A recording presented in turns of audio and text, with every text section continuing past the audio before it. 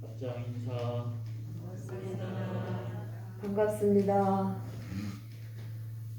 우리 엄불교 교도님들께서는 매년 이 명절 대제를 기해서 우리의 스승님이신 대종사님 이하 본교의 모든 선진님들과 또 우리 교도님들의 3세 부모님과 조상님들을 길이 추모하며 합동 향례를 올립니다.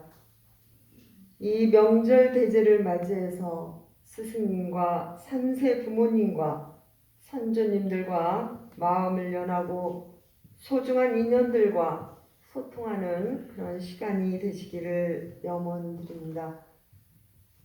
대산종사님께서 말씀하시기를 각자는 무선전선주이며 사은과 무선전선을 끊임없이 통하고 있다라고 하셨습니다. 각자는 무선전선주이며 사은과 무선전선을 끊임없이 통하고 있다. 오늘은 이 대산종사법어 산집 교법 14장의 근거해서 말씀을 드리겠습니다. 어느 날 제가 교당 주변에 이렇게 걸어가는데 저희 교당 앞에 전선주를 바라보게 되었습니다. 그 전선주에 수많은 전선이 다 연결되어 있는 걸 보고 와, 전선이 참 많다 하는 그런 생각을 해본 적이 있습니다. 만약 지금 이 순간에 저희 마산교당에 전선이 통하고 있지 않다면 제가 이렇게 마이크를 사용할 수도 없을 거고 밝은 이런 등불도 없을 겁니다. 그런데 대산종사님께서는 우리 각자가 무선 전선주의다 이렇게 말씀해 주셨습니다. 무선으로 전선이 많이 연결되어 있다는 것이죠. 지금 각자 무선 전선주 확인되십니까? 많은 전선이 연결되어 있어요. 우리 교도님들 이 무선 전선이 사원님과 잘 통하고 있는지, 특히 오늘 명절 대제를 기해서 저희들의 스승님이신 대종사님과 선지님들 그리고 3세 부모님 그리고 저희 조상님들 함께 마음으로 연하고 소통하는 시간이 되시기를 마음 깊이 염원드려 봅니다. 몇 년 전에 제가 엄불교 대학원대학교 교무처장으로 근무할 당시였습니다. 토요일 아침에 제 핸드폰으로 한 통의 전화가 걸려왔습니다. 첫 마디가 엄불교 대학원에 무슨 일 있습니까? 없는데요. 그런데 왜 대학교 대표 전화로 전화를 할 때마다 왜 전화를 안 받는 거죠? 하면서 저에게 퉁명스러운 그런 목소리가 전해왔습니다. 순간 저는 당황스러웠습니다. 잠시 제가 마음을 멈추고 생각을 해봤습니다. 지금 사무실에 당직 교무가 있기 때문에 대표 전화로 전화를 하면 분명히 받았을 텐데, 그리고 제 방에 학교 전체의 전화가 다 연결되어 있기 때문에 대표 전화를 하면 분명히 울리게 되어 있거든요. 그런데 소리가 안 났어요. 그래서 그때 딱 판단되기를 그 교무님께 제가 담담한 목소리로 제가 지금 숙소에 있는데 대표 전화가 울리지 않았어요. 하지만 우리 학교 대표 전화에 무슨 일이 있는지 한번 확인을 해보겠습니다 하고 전화를 끊었습니다. 그리고 바로 담당 교무에게 확인을 해봤습니다. 그때 저희 대학교 총부 군의 전화가 지금도 잊어버리지 않은데요. 258번이었습니다. 이 담당 교무님이 하는 말, 작년에 번개를 맞아서 회선이 끊어졌습니다. 이렇게 답을 해요. 번개 맞아서 회선이 끊어졌으니 통화가 될 일이 없죠. 그때 저는 한 감상이 들었습니다. 소통과 불통. 총부 군의 258번 전화는 이미 회선이 끊어졌기 때문에 아무리 전화를 한다 하더라도 분명 연결이 되지 않는다는 것이죠. 그러나 회선에 문제가 있다는 사실을 모르는 사람은 예전 전화번호로 계속하면서 왜 전화를 안 받느냐라고 상대에 대해서 비난하고 스스로 답답할 수도 있겠구나, 그러한 생각이 들어졌습니다. 그러나 지혜로운 사람이라면 연결이 잘 안 될 때 상대에게 답답하고 비난하는 것이 아니라 잠시 멈추어서 지혜로운 소통 방법을 생각하지 않을까, 이런 생각을 해보면서 오늘 저는 소통과 불통이라는 주제로 말씀을 드리겠습니다. 대산종사님께서는 사람은 음양 두 기운을 통하는 전선주이며 하늘과 땅 그리고 물속까지 통하는 것이 진리이다, 이렇게 말씀을 해주셨습니다. 오늘 명절 대제를 맞이해서 저희 대종사님, 스승님, 선녀님 그리고 3세 부모님 마음으로 연할 수 있는 기운을 통할 수 있는 아주 좋은 오늘 이 자리, 이 순간인 것 같습니다. 먼저 각자 몸을 한번 느껴보시기 바랍니다. 몸에 음양 두 기운이 잘 통하고 있습니까? 아니면 마음이 복잡할 때 보면 이 음양 두 기운이 조절이 잘 되지 않죠. 물기운과 불기운이 이게 막 조절이 잘 되지 않는 경우도 있습니다. 그래서 이 소통의 준비 자세는 자기 자신의 전선주인 음양 두 기운이 먼저 잘 통해야 한다는 것이죠. 때로 주변 사람과 소통이 되지 않을 때 종종 생각해보면 가장 큰 원인은 상대의 문제이기보다는 자신의 전선주의 음양 두 기운이 잘 소통되지 않을 때, 이때임을 가끔씩 확인해 봅니다. 따라서 우리는 상대와의 소통을 원한다면 먼저 자신의 전선주가 정상인지를 점검해 봐야 합니다. 자, 각자 전선주 오케이입니까? 오케이? 네, 오케이입니다. 그러면 우리의 이 기운이 어디까지 통할 수 있느냐 하는 것이죠. 아까 대산종사님 어디까지 통한다 그랬습니까? 하늘과 땅과 물속까지도 다 통할 수 있는 게 우리의 사람의 기운이다 라고 하는 거예요. 그러니 통하지 않는 곳이 없다라는 그런 말씀이 되겠죠. 허주는 동의보감에 이렇게 표현을 했습니다. 통하면 아픔이 없고 통하지 않으면 아프다. 다시 말하면 통하지 않으면 고통스럽다 라는 그런 내용입니다. 굉장히 공감이 됩니다. 저는 20대에 만나는 많은 사람과 어떻게 하면 잘 지낼 수 있을까? 만나는 사람마다 잘 지내고 싶다라는 막연한 선입견이 있었습니다. 만나는 사람마다 다 잘 지낼 수 있을까요? 그런데 그때 당시 저는 20대에 만나는 사람마다 정말 다 잘 지내고 싶다. 그리고 소통이 되지 않는 사람을 만나면 스스로 불편해하고 그리고 굉장히 고민했던 기억이 있습니다. 그러던 어느 날 부처님도 원근과 친소가 있다라는 법문을 접하고 그렇구나, 부처님도 원근 친소가 있는 것이구나, 내가 인간관계의 목표치를 너무 높게 잡았구나 하는 그런 생각이 들면서 마음 한쪽에 안도의 웃음이 있었던 적이 있습니다. 그리고 그 후부터 원근 친소에 대한 부분에 대해서 연말을 곰곰해 보았습니다. 원근 친소, 이것은 현실에서 자연스럽게 일어나는 진리의 모습이다라는 그런 부분입니다.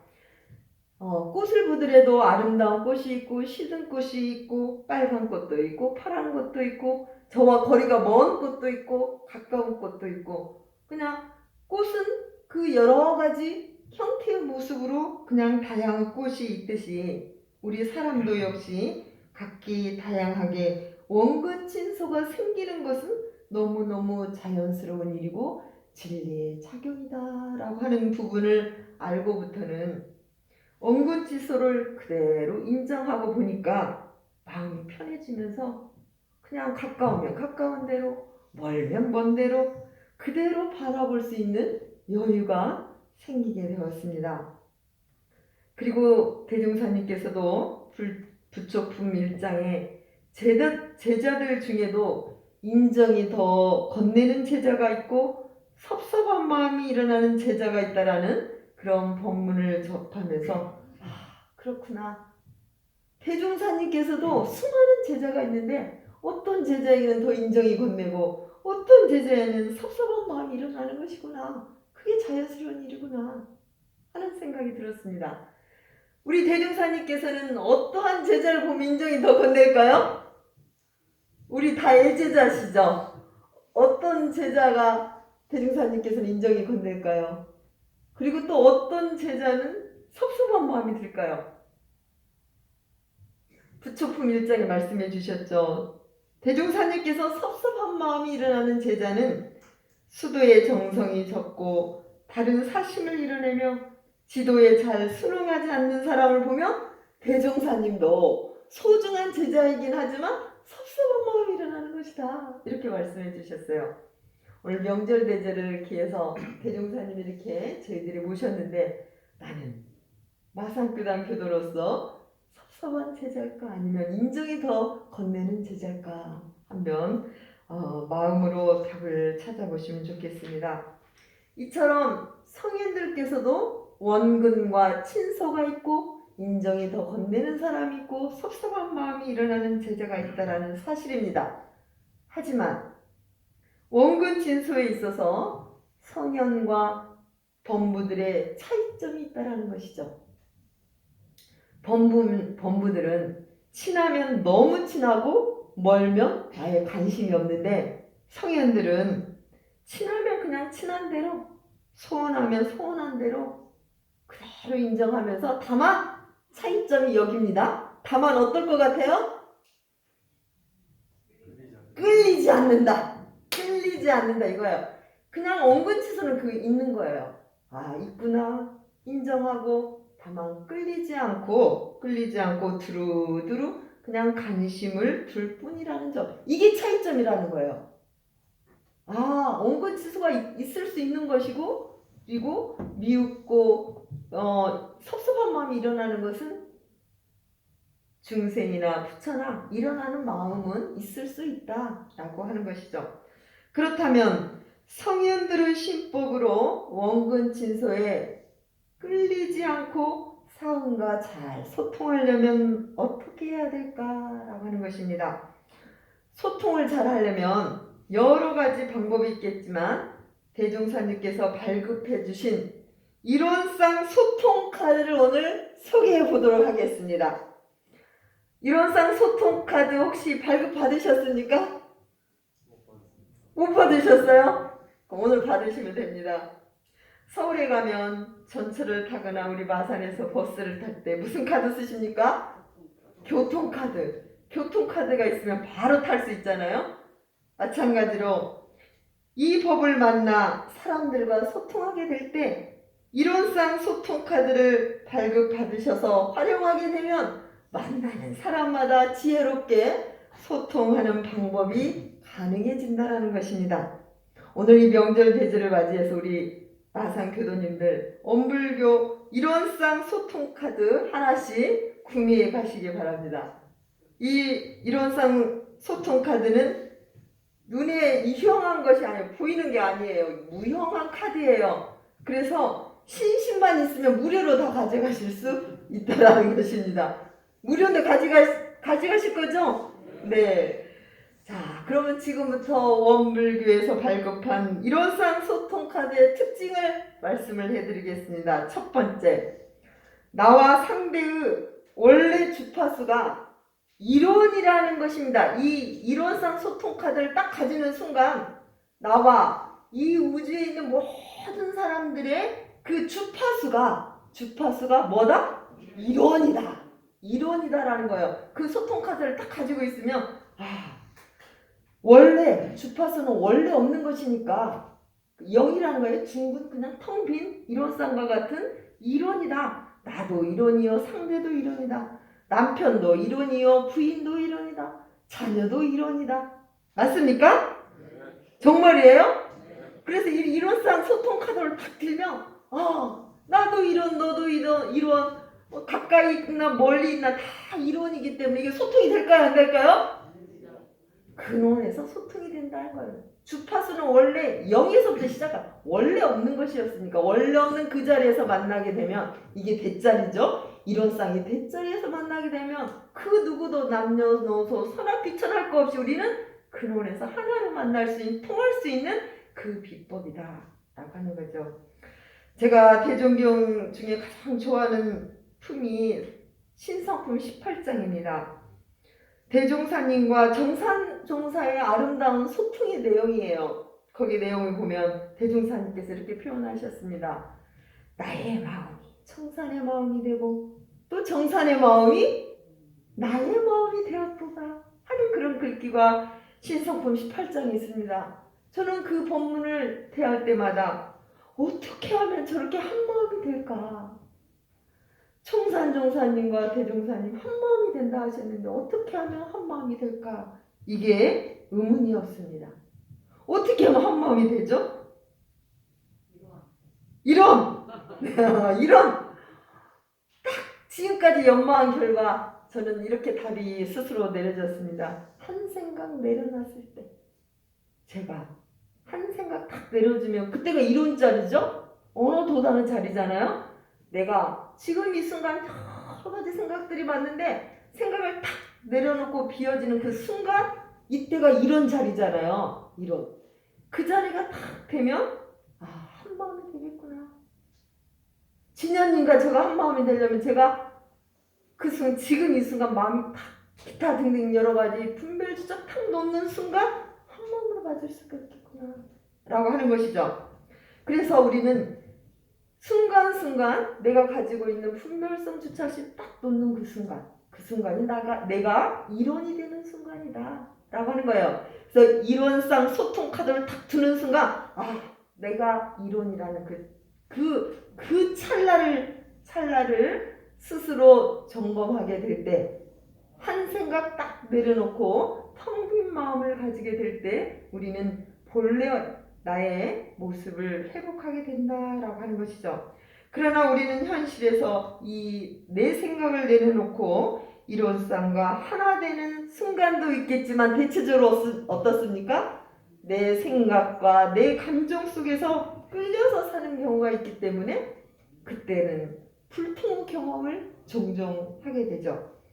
그래서 생각과 감정에 끌려서 상대와 불통이 될 때 이때 어떻게 소통을 할까? 이게 이제 지혜로움이 여기서 필요한 것 같습니다. 그래서 이 과제가 바로 세상을 살고 있는 우리들이 해결해야 될 중요한 미션이 아닌가 이런 생각을 해봅니다. 이때 바로 또 이론상 소통 카드를 딱 들여대는데 그게 어떤 것이냐? 만상이 형형색색으로 구별되어 있는 이론상 소통 카드를 확인해야 되는 것입니다. 이론상 소통 카드 두 번째 특성은 뭐냐? 만상이 형형색색으로 구별되어 있는 이것을 인정하는 소통이다 라고 하는 거예요. 자, 대자리에서 보면은 그 근원에서 하나이지만 소자리에서 보면 이론상은 소자리에서 보면 이 만상이 형형색색으로 다 구별되어 있다는 거예요. 똑같은 거 이 세상에 뭐 있습니까? 쌍둥이 다 똑같아요? 우리 회장님 자녀 똑같아요? 쌍둥이라고 그러시는데 뭐 생각도 다르고 다 다르다는 거예요. 이 세상에 똑같은 거 없어요. 다 이론상의 개성이 다 있다라는 거예요. 그렇죠. 그래서 우리는 이 서로 다르기 때문에 이해관계가 없을 때는 너무너무 조화로움이 되는데 자기 자신과 이해관계가 첨예하게 있을 때는 생각과 감정이 다를 때 그때 불통의 요소, 갈등의 요소가 생기게 된다는 것이죠. 저희 교도님 중에 딸이 둘이 있는 분이 이제 이런 말씀을 하세요. 네 사람이 이제 외식을 하러 나갔는데 이 딸이 둘인데도 서로 먹는 좋아하는 음식이 다르다는 거예요. 자, 두 딸이 음식이 나는 육식을 좋아합니다. 나는 채식을 좋아합니다. 그러면 아버지로서 어떻게 해야 됩니까? 어떻게 해야 돼요? 이 형형색색으로 다른 딸, 둘 딸인데도 다 달라요. 극과 극이에요. 어떻게 해야 됩니까? 네? 부패를 만나. 네, 이 교도님은 그랬대요. 그러면 지금 4시인데 내가 돈을 얼마씩 주겠다. 각자 가서 먹고 싶은 거 먹고 6시에 만나자. 이렇게 해서 각자 원하는 데 가서 먹고 만났다는 거예요. 와, 이 부모님은 그냥 딸 둘이지만 개성 그대로, 이론상 소통 카드 그대로 형형색색으로 벌어지는 거 다 그대로 인정하신 그런 모습으로 제가 느낄 수 있었습니다. 바로 원근 치수도 역시 그냥 원근 치수가 있을 뿐이에요. 그러니까 소통한다는 것은 나와 꼭 하나만 돼서 그런 게 아니라 근원에서는 하나지만 그냥 각각 다른 그 모습, 생각도 다르고 감정도 다른 그 멀리 있다고 해도 소통이 안 되는 거 아니잖아요. 그대로 그 있음 그대로 인정하게 되는 소통. 이게 이론상 소통 카드의 두 번째 특징이 되겠습니다. 세 번째, 이론상 소통 카드의 특성 세 번째는 만상이 고정되어 있지 않고 순간순간 변화하는 이 특성을 가지고 있다. 이론상 부처님 계속 지금 움직이고 있나요? 돌고 돌고 있나요? 돌고 있죠? 고정되어 있는 게 하나도 없다는 거예요. 지금 소통됐다고 해서 계속 소통될까요? 때로 불통도 될 거고 불통됐다 해서 계속 불통이 될까요? 소통이 또 될 수 있다는 거예요. 그래서 이 세상에 주어지는 모든 관계는 끊임없이 돌고 돌고 변화한다라는 그러한 소식을 알려주는 것이 이론상 소통 카드다라고 하는 것입니다. 지금 시대는 다양화 시대고 멀티형 시대고 입체형 시대입니다. 그래서 단 하나만 단면적으로 주장하는 이런 시대가 아니기 때문에 우리는 다양하게 변화하면서 그리고 하나로 그렇게 만나는 시대입니다. 그래서 하나로 만나되 만상이 형형색색으로 구별되어 있음을 인정하면서 순간순간 다양하게 변화하고 소통하는 카드가 바로 이론상 소통 카드. 이 속성은 바로 대소유무의 원리로 소통하는 것이 바로 대종사님께서 발급해 주신 오늘 저희들의 이론상 소통 카드가 되겠습니다. 지금